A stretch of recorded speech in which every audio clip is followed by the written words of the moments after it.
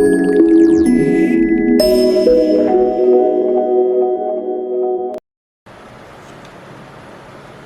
guys, my name is James. Welcome back to my channel. It feels good to be back here. Okay, so today I'm going to be talking about how I deal with my excessive dry lips, and sometimes chapped, scaly, bruised lip.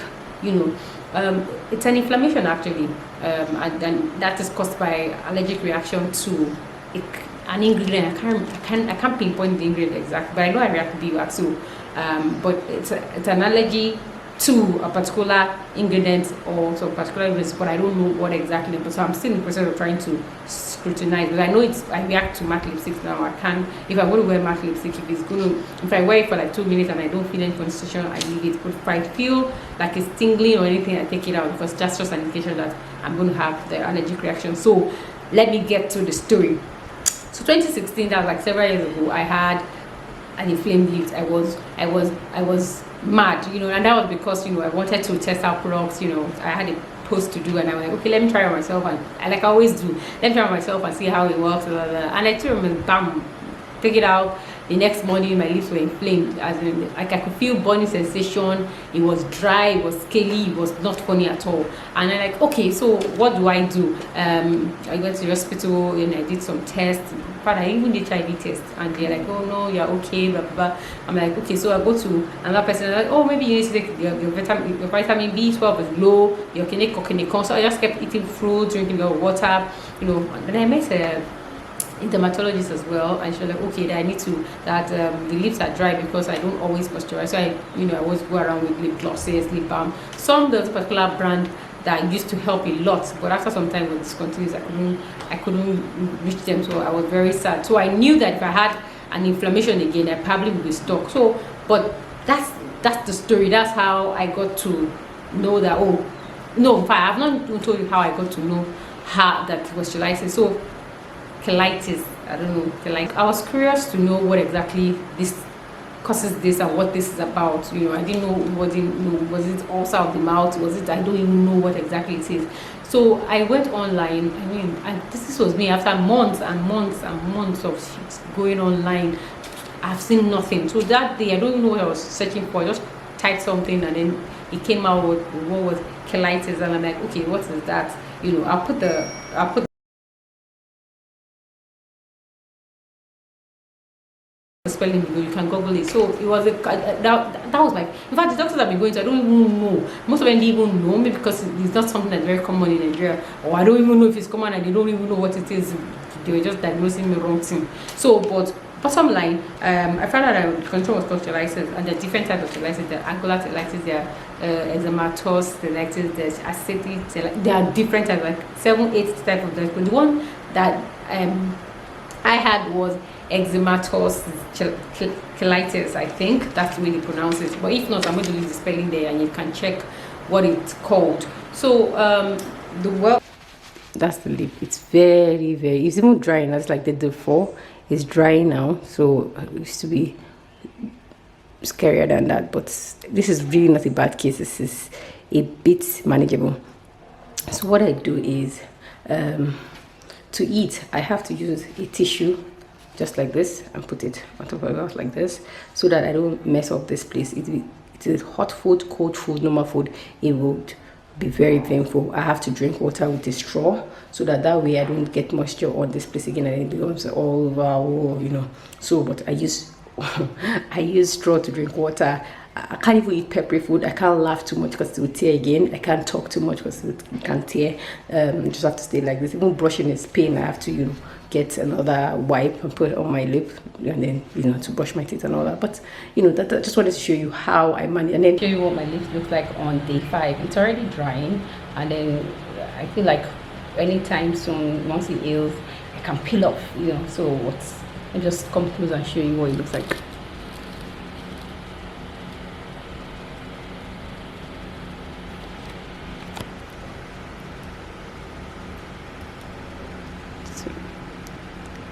It is painful, so it's drying. Can you see? So once it dries totally, I can take off. Like the upper part is nothing what affected, like the upper part is fine, but the lower part is what And then it's not even the total glow up, but just here that is giving me the issue.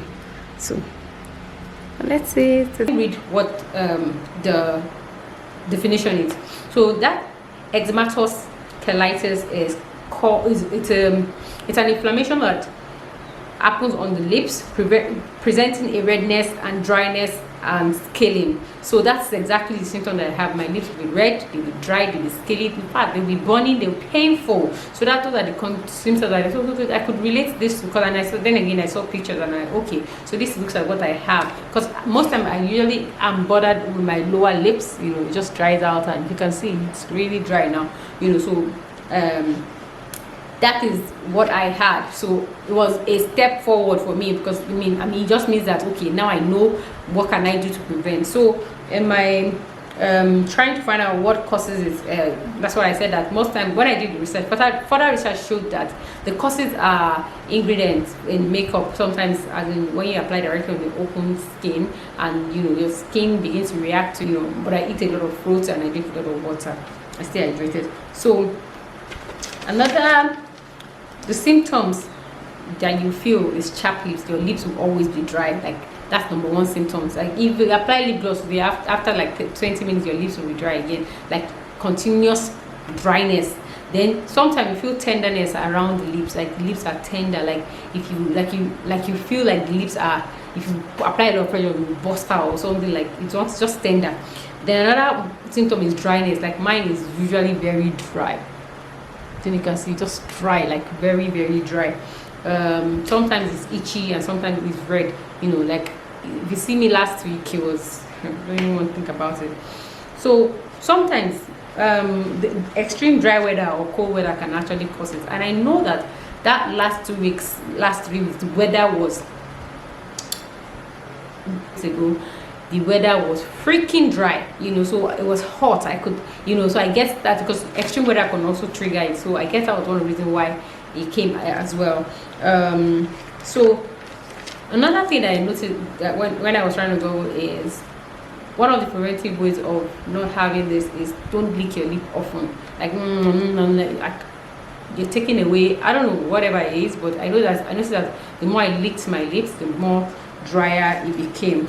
And so you know, that's one of the things that they advise you not to do, to not lick your lips more often. So like I said, the care, how do you take care of yourself when you have this condition? One, you need to drink a lot of water. How I was able to combat it, I drank a lot of water, I ate a lot of vegetables, and I ate a lot of fruit. Then I also didn't touch it. There are times when I'm tempted, I'll just be like, you know, peeling, but it is very, very important you keep your hands off your lip, because if your hands are dirty and you put it on your lips, you're definitely going to have another bout or another flare. So it's just safe to just leave the lips there.